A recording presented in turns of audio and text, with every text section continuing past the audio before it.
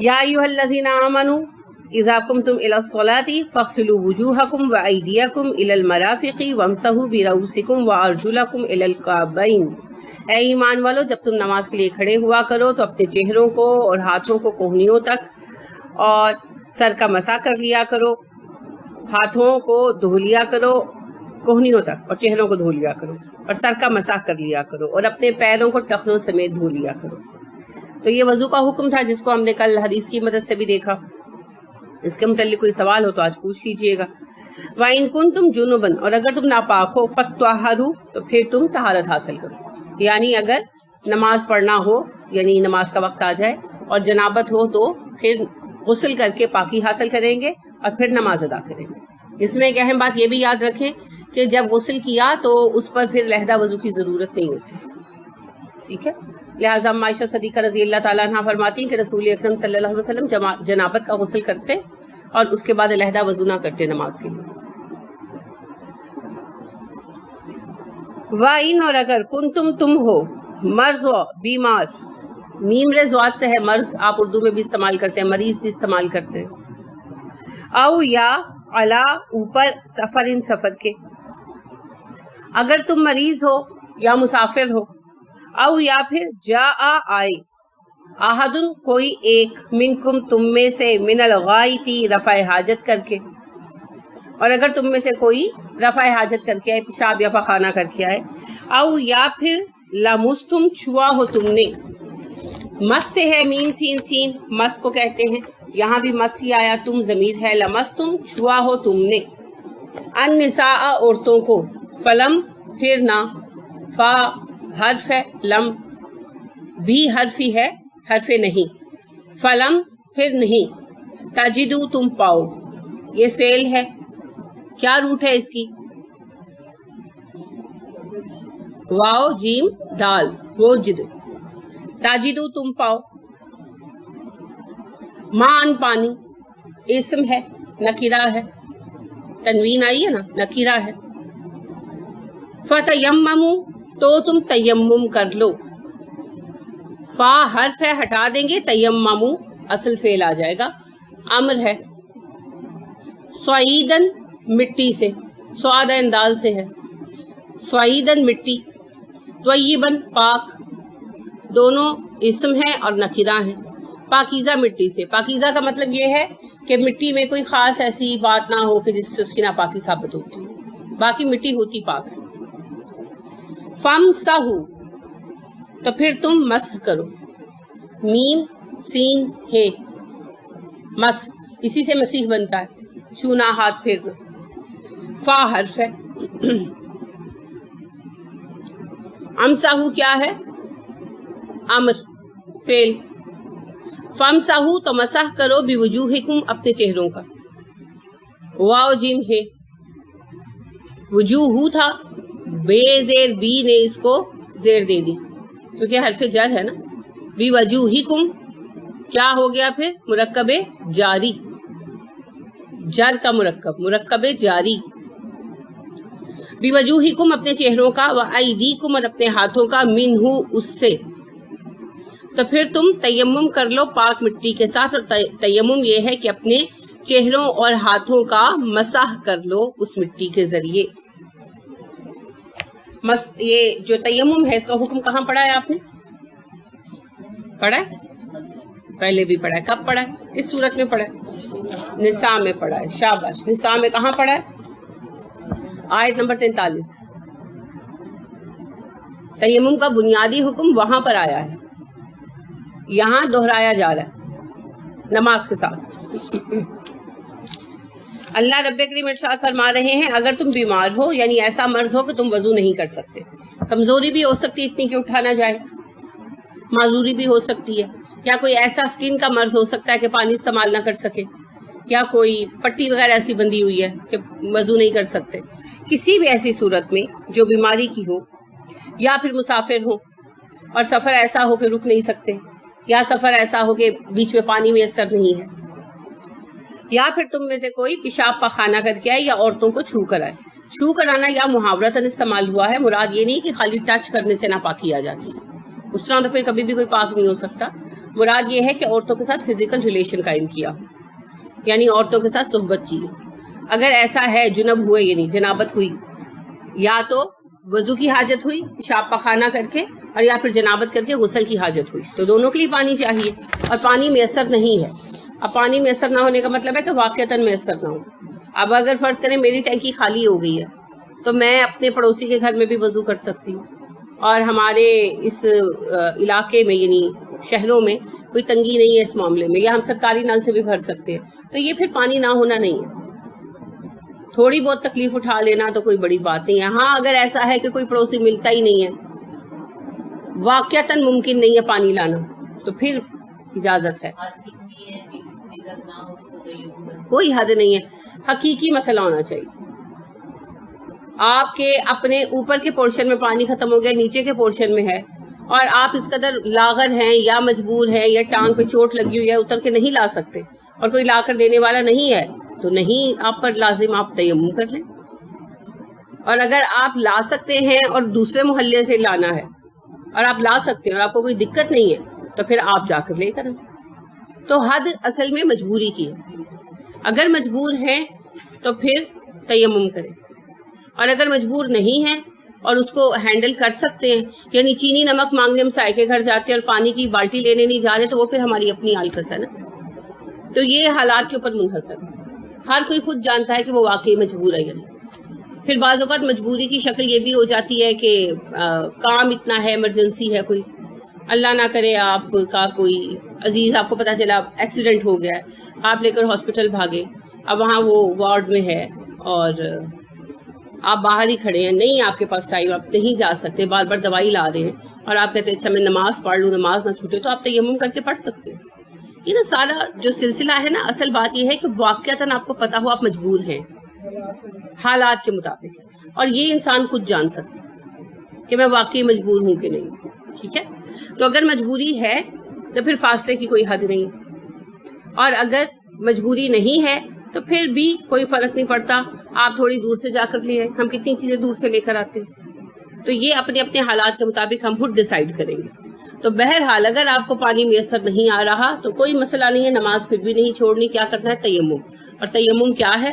دوسری دفعہ آپ پڑھ رہے ہیں, پاک مٹی کے ساتھ چہرے اور ہاتھوں کو مسح کر لیں. اب پاک مٹی پہلے بھی میں نے ابھی عرض کیا ہے, دوبارہ کہ مٹی ہوتی ہی پاک ہے, الا یہ کہ اس کی ناپاکی کا کوئی ثبوت ہو. مثلا آپ مٹی اٹھائیں, اس میں سے اسمیل آ رہی ہے, تو اس کا مطلب ہے کہ مٹی پہ کوئی چیز گری ہے. ہو سکتا ہے کسی جانور نے پیشاب کیا ہو, یا کسی نے کوئی گندا سالن وغیرہ پھینک دیا ہو, یا مٹی کا رنگ چینج ہوا ہوا ہے, تو وہ پھر واضح ہے نا کہ یہ مٹی صاف نہیں ہے. ہو سکتا ہے وہ ویسے ناپاک نہ ہو, لیکن کسی نے کلر گرا دیا, کوئی بچہ پینٹ کر رہا تھا, اس نے پینٹ والا کلر گرا دیا, تو اب اگر آپ اس کو پھیر لیں گے تو منہ ہرا پیلا لال ہو جائے گا نا, تو یہ بھی پھر مصلحت کے خلاف ہے. حالانکہ ویسے وہ ناپاک نہیں ہے, لیکن اس کو بھی استعمال کرنے کی ضرورت ہے, مٹی جو اپنی اصل حالت میں. پھر اس پر مزید یہ کہ یہ نہیں کہ مٹی ملنا ہے, صرف مٹی پر ہاتھ ٹچ کر کے مسح کرنا ہے. لہٰذا تیمم کا طریقہ کیا ہے؟ مٹی پر ہاتھ مارے, ان ہاتھوں کو جھاڑا, جھاڑنے کے بعد آپس میں رگڑ لیا, یعنی ایک ہاتھ کو دوسرے ہاتھ کی پشت پر اور پہلے ہاتھ کو دوسرے ہاتھ کی پشت پر, دائیں کو بائیں پہ اور بائیں کو دائیں پہ, ایسے مل لیا جیسے آپ پانی بھی ملتے. اور اس کے بعد انہی ہاتھوں کو منہ پر پھیر لیا. بعض علماء کہتے ہیں کہ مٹی پر دوسری بار ہاتھ مار کے جھاڑ کے چہرے پہ پھیرو, بعض کہتے ہیں وہی پھیر لو.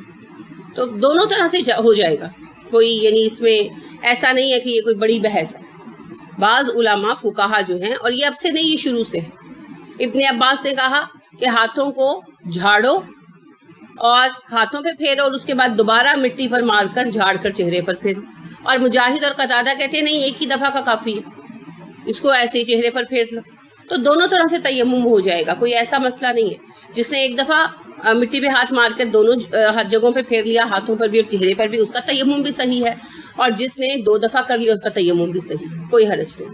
مٹی لگنا ضروری نہیں ہے, بلکہ میں نے آپ سے عرض کیا نا, مٹی پر ہاتھ مارنے کے بعد ہاتھ جھاڑے جائیں گے اس طرح, اور اس کے بعد پھیرا جائے گا, کیونکہ مٹی لگانا مقصود نہیں ہے, بلکہ محض ایک شرط پورا کرنا ہے جس سے پاکیزگی کا احساس آئے.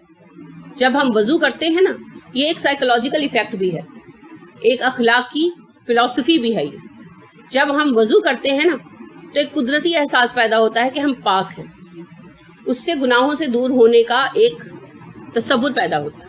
جیسے اب حالت روزہ میں ہوتے ہیں نا تو نفس نیکی پر یعنی تیز ہو جاتا ہے، نیکی پر چست ہو جاتا ہے، آسان لگتا ہے نیکی کرنا۔ اور جب آپ روزہ کھول لیتے ہیں تو مغرب کی نماز مشکل ہو جاتی ہے نا، ہمیشہ ہوتا ہے۔ مغرب کی نماز قدرے مشکل ہوتی ہے، چونکہ وقفہ کم ہوتا ہے اس لیے پڑھ لیتے ہیں، اور پھر عشاء کی نماز کے لیے اٹھنا پڑتا ہے۔ جو بیٹھا رہ گیا وہ بیٹھا رہ گیا۔ رمضان میں بھی ہوتا ہے نا، کئی لوگ جو ہے آغاز کے روزوں میں عشاء کی نماز سے چھوٹ جاتے ہیں کہ وہ جی بس کھا کے جو بیٹھے، تو وہ کھانے پینے کا مسئلہ نہیں ہوتا، اتنا کھایا ہی نہیں جاتا روزہ کھول کر۔ اصل بات یہی ہے کہ نفس جو ہے نا وہ پھر سرکشی پر شیر ہو جاتا ہے، وہ جو روزے والی کیفیت ہوتی ہے نا ذہن میں وہ ختم ہو جاتی ہے کہ اب تو روزہ کھل گیا۔ تو لہٰذا آپ دیکھیں کہ سارا دن جو ٹی وی نہیں نا دیکھتے، وہ روزہ کھولنے کے بعد مغرب پڑھ کے تو ٹی وی لگا کے بیٹھ جاتے ہیں۔ اصل میں وہ جو ذہن میں ایک پاکی کا تصور تھا نا کہ میں اللہ کے ساتھ کنیکٹڈ ہوں، میں حالت روزہ میں ہوں، اللہ میری بات سن رہا ہے، اللہ میری حالت آبزرو کر رہا ہے، وہ تصور ہٹ جاتا ہے۔ حالانکہ بغیر روزے کے بھی ہو یہی رہا ہوتا ہے، مگر وہ جو کنیکشن کی فیلنگ ہوتی ہے نا وہ ہٹ جاتی ہے۔ تو اس وجہ سے انسان کمزور پڑ جاتا ہے۔ یہی چیز وضو میں ہے۔ تو باوضو رہنا ایک علیحدہ نیکی اسی لیے قرار دی گئی ہے کہ انسان جب وضو کرتا ہے، آپ دیکھیں جب آپ نماز کا وضو کرتے ہیں تو ایک احساس ذمہ داری ہوتا ہے نا، نماز پڑھنی ہے، میں باوضو ہوں، اور پھر جب وضو ختم ہو جاتا ہے تو ایک لاپرواہی آ جاتی ہے۔ تو اگر آپ اس چیز کو اپنا کر دیکھیں کہ آپ مستقل باوضو رہیں تو اس سے آپ کے اندر ایک خاص قسم کی پاک دامنی پیدا ہوتی ہے، ایک خاص قسم کا تقویٰ پیدا ہوتا ہے کہ آپ کو احساس ہوتا ہے کہ میں باوضو ہوں، اب اس وقت میں کیا غلط بات کروں، تو پھر یہ مستقل عادت بن جاتی ہے۔ تو اس وجہ سے وضو جو ہے نا بذات خود پاکیزگی کی ایک علامت ہے۔ آپ نے اگر عام زندگی میں اچھے صاف ستھرے کپڑے پہنے ہوں تو اعتماد بحال ہوتا ہے، اور اگر آپ نے گندے گھر کے صفائی کر رہے ہیں تو کوئی پرانے کپڑے نکال کے پہنے ہوئے تو کوئی آ جائے تو شرمندہ ہوتے ہیں۔ کیوں ہوتے ہیں؟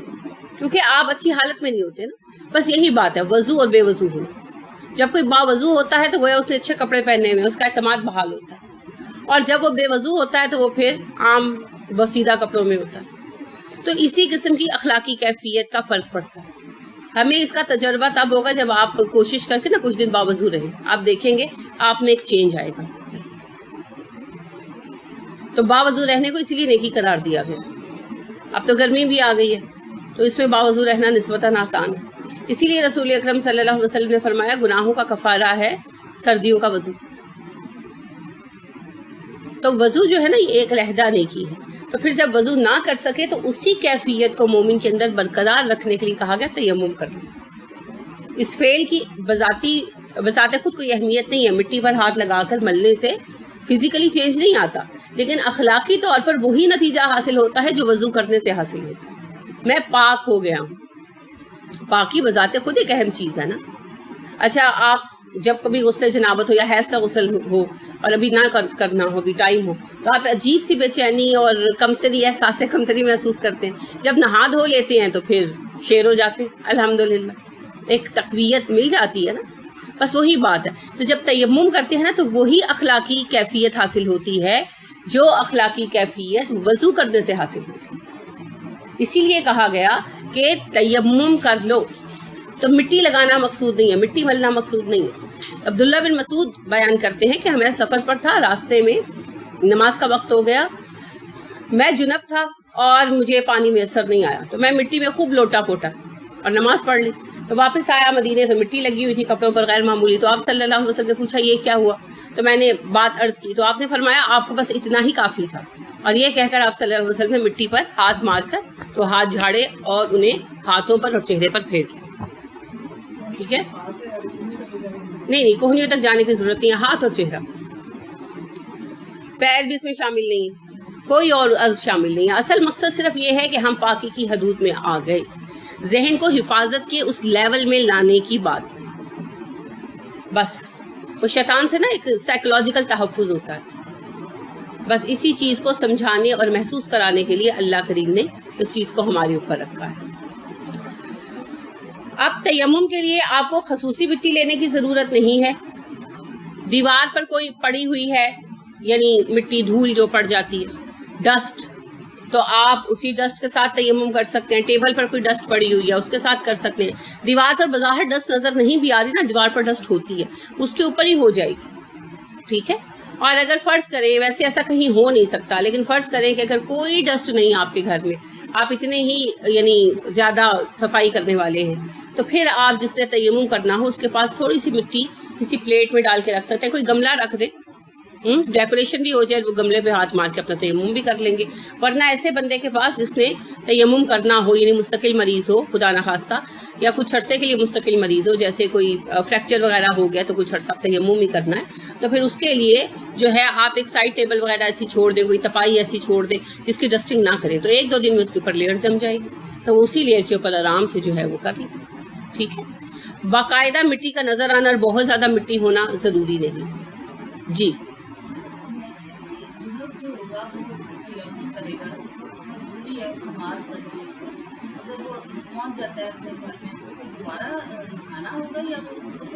نہیں، پانی مل جائے تو نہانا ہوگا۔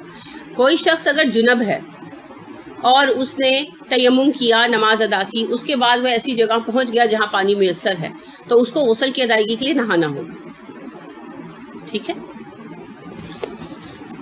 ماں نہیں یریدو چاہتا، اللہ لی کے یجعل وہ کر دے، لی آپ کو پتا ہے حرف تاکید ہے، اور یجعل جو ہے یہ فعل مضارع غائب ہے، مذکر ہے، واحد ہے، وہ کر دے، بنا دے، علیکم تم پر، من حرجن کوئی تنگی، حرجن تھا، من نے اسے زیر دے دی، من حرجن کوئی تنگی۔ اللہ نہیں چاہتا کہ تم پر تنگی پیدا کرے، تمہیں کسی تنگی میں ڈال دے، ولیکن لیکن یریدو وہ چاہتا ہے، لی کے یطہرو پاک کرے، یطہر کیا ہے؟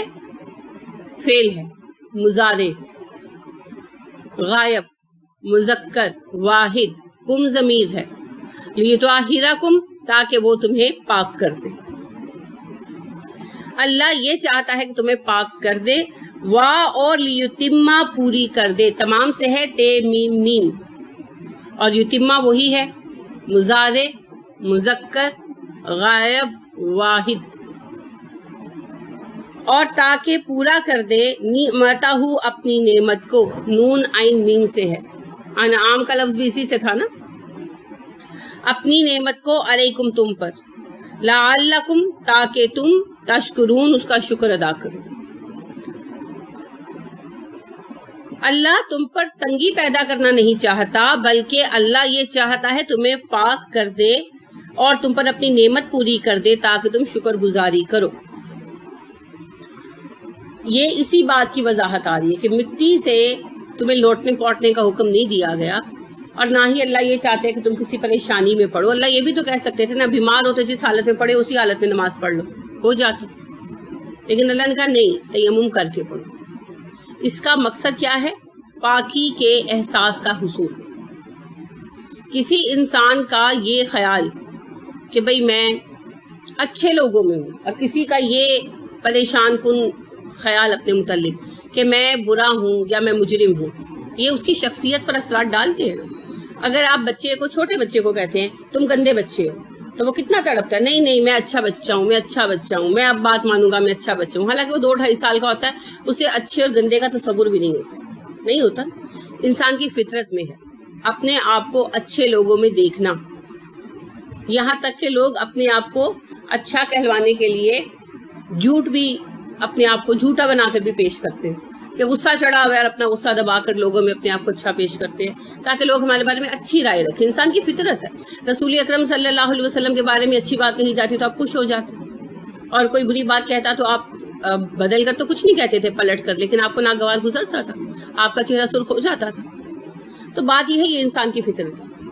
اچھی بات اپنے بارے میں انسان کو اچھی لگتی ہے اور بری بات بری لگتی ہے، تو ہر انسان اپنے آپ کو اچھا دیکھنا اور محسوس کرنا چاہتا ہے۔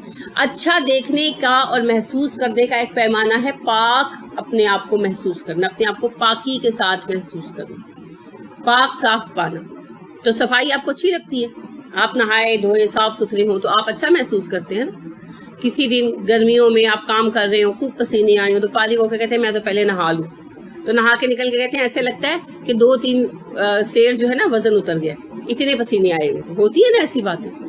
اسی طرح روحانی طور پر پاکیزگی کا احساس ہمیں ہلکا پھلکا کر دیتا ہے.